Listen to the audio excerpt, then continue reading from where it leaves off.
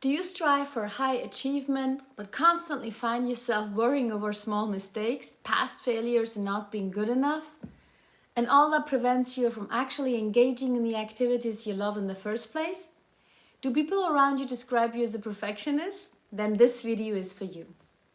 Hi, I'm Dr. Ghazaleh, and I create videos for people who want to understand their emotions better and struggle with self-criticism, shame, procrastination, people-pleasing, and childhood trauma.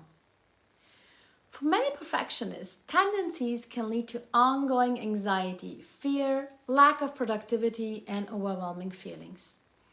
When you find yourself constantly worrying about making a mistake, experience ongoing fears about messing it up or letting others down, or you actually avoid taking risks due to the concern of how it might turn out, then perfectionism might be at play. These patterns can lead to less productivity and even connect to ongoing cycles of procrastination and overwork. In this cycle, people first set unrealistic expectations for the performance or for the final results of their work. Then, when they don't meet these high expectations, they start blaming and criticizing themselves for it, which leads them then to a loss of self-confidence and feeling not good enough.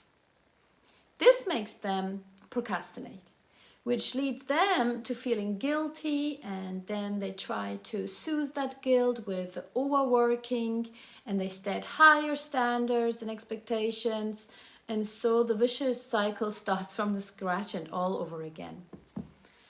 But how do we actually get out of this vicious perfectionist cycle? While there may be many answers, one of the scientifically proved answers is self-compassion. Self-compassion is turning inward. It's a way of being warm and understanding towards ourselves, instead of being critical and harsh. With self-compassion, we give ourselves the same kindness and care like you would probably give to a good friend. You can implement self-compassion through the following steps. Be mindful of your inner critic and what it's saying to you. Consider a situation in which you are likely self-critical in your head. Be aware of your inner dialogue. Take a moment and reflect on the ways in which you tend to criticize yourself. How do you talk to yourself in those moments? How do you criticize yourself? This may include criticisms such as, you're stupid, you are unworthy, you're a failure. As you voice and hear all this criticism, it is important to realize that this is your inner dialogue that holds you back. This is your inner dialogue that makes you feel like you're not good enough. This is how you criticize yourself internally.